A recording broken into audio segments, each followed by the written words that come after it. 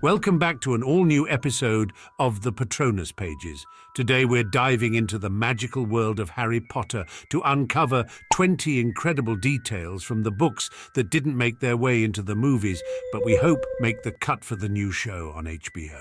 From hidden characters to lost subplots, let's explore what was left on the cutting room floor.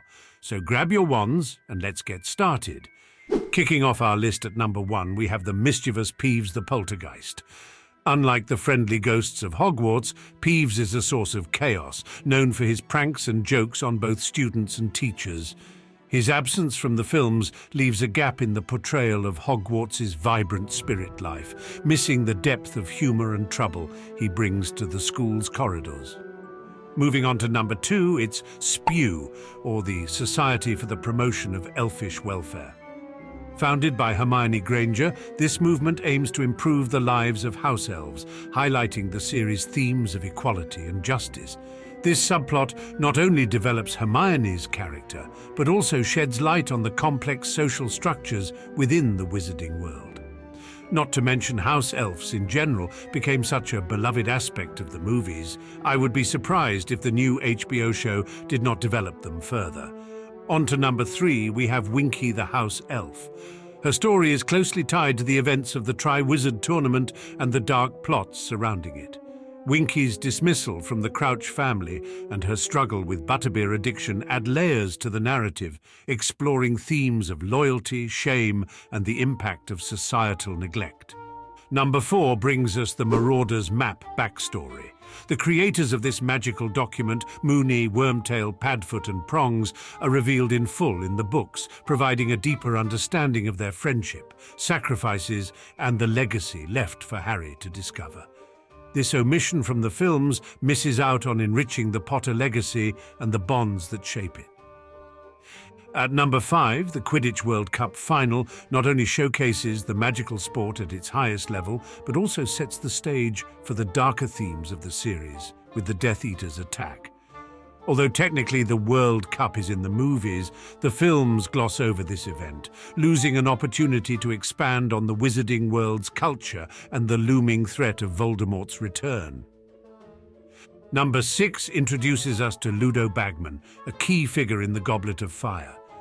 Bagman's role in the Triwizard Tournament and his gambling problems add complexity to the storyline, intertwining the magical and moral dilemmas facing our characters. His character brings humor and suspense, which the movies unfortunately overlook. On to number 7, we have Nearly Headless Nick's Deathday party. This event from the Chamber of Secrets offers a glimpse into the ghostly culture of Hogwarts.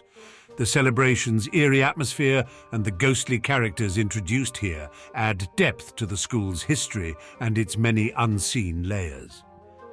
At number 8, we have St. Mungo's Hospital for Magical Maladies and Injuries. This is where we see the personal costs of the Wizarding War.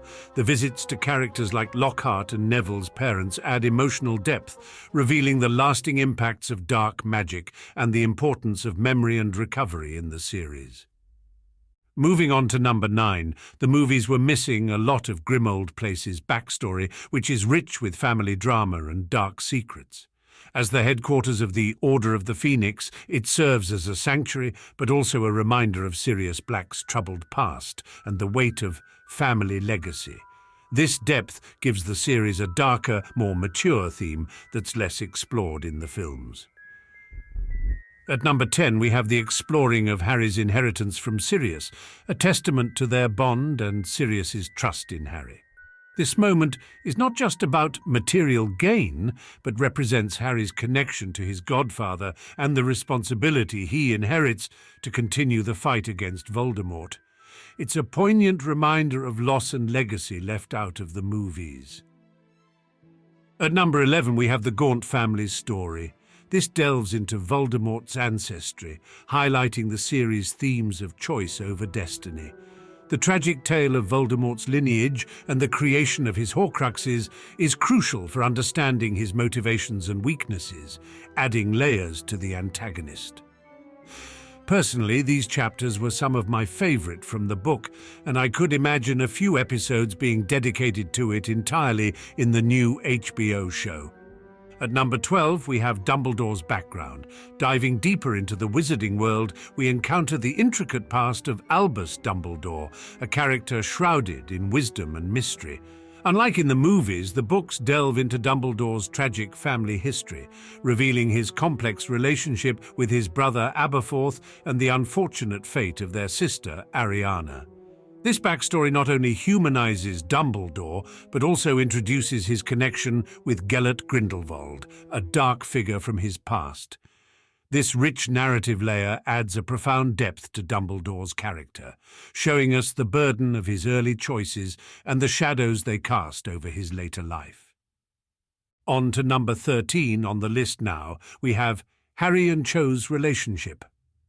In the films, Harry's first crush and his romantic entanglements with Cho Chang are presented with a light touch.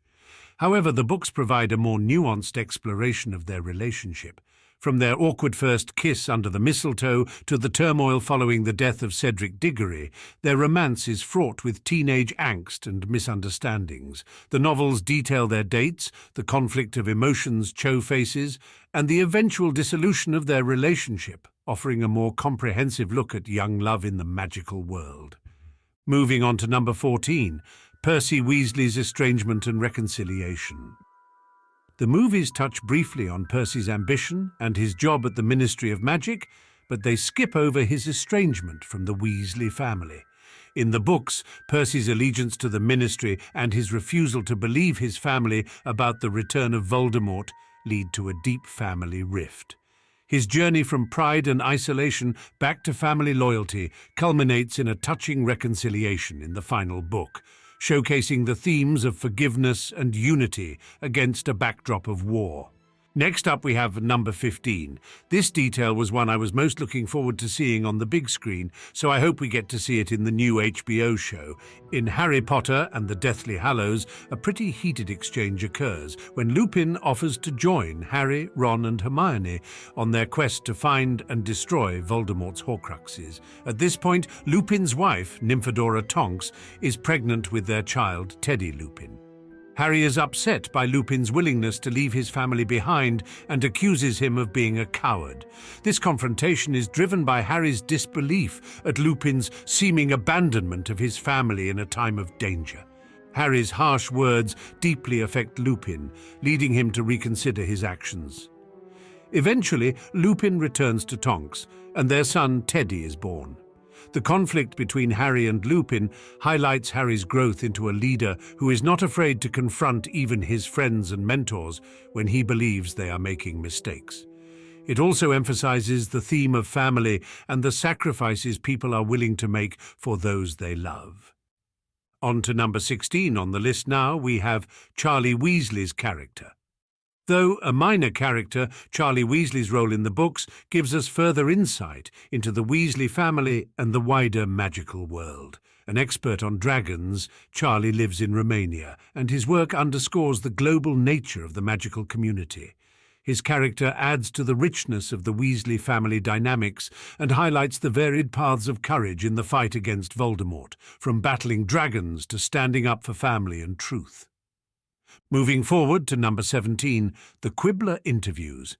In The Order of the Phoenix, Harry's secret interview about the return of Voldemort is published in The Quibbler, a magazine run by Luna Lovegood's father. This act of defiance is a pivotal moment in the books, serving as a counterpoint to the Ministry's misinformation campaign.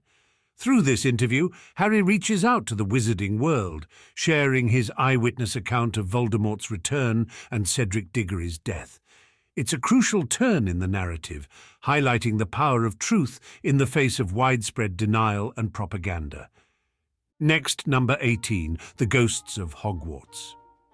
While the films introduce us to a few of Hogwarts' ghosts, the books delve into their histories and the roles they play in the school. From the Bloody Baron's tragic story to the Grey Lady's connection to Rowena Ravenclaw, these spectral characters add layers of history and mystery to Hogwarts. Their stories enrich the magical setting, offering lessons, lore, and a deeper sense of the past that haunts its halls. On to number 19, Dudley's change of heart. A particularly touching moment, omitted from the films, is Dudley Dursley's unexpected show of concern for Harry in the final book.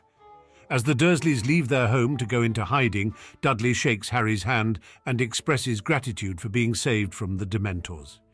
This moment of reconciliation reveals Dudley's growth from a bully to a more thoughtful individual, showcasing the series' recurring theme of redemption and the complexity of human nature. Finally, at number 20, we have Potterwatch radio program. In the midst of the Second Wizarding War, the Potterwatch radio program serves as a beacon of hope and resistance. Absent from the movies, this clandestine broadcast offers the wizarding community real news about the war efforts against Voldemort, countering the propaganda spread by the Ministry and the Daily Prophet. Hosted by Lee Jordan under the pseudonym River, and featuring contributions from members of the Order of the Phoenix, the program provides vital information, morale-boosting messages, and support for Harry. Potterwatch symbolizes the importance of truth and communication in the face of tyranny, highlighting the courage of those fighting against oppression, even from the airwaves. These are some of the major missed details we hope make the cut for the new series on HBO. I'm interested to hear if there's any you're looking forward to, so be sure to let us know in the comments.